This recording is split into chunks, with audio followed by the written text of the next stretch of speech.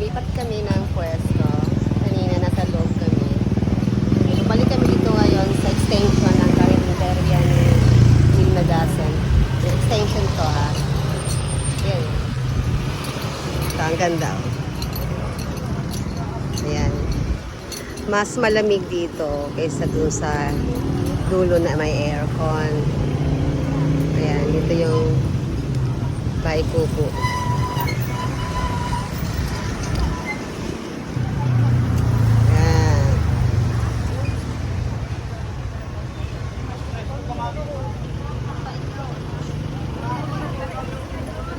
Ang cute oh, may ano,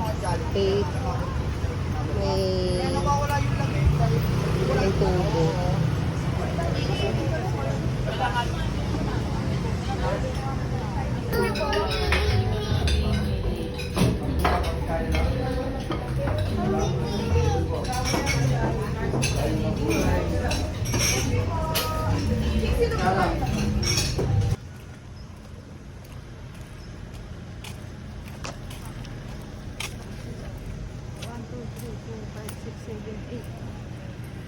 Mayroong nasa CR.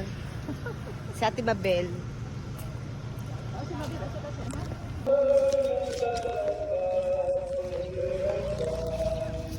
Ito na yung last station namin.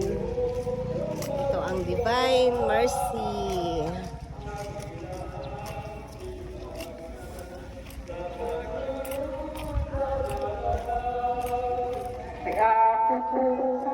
Kaya baga ngayon ang piling mabalis na.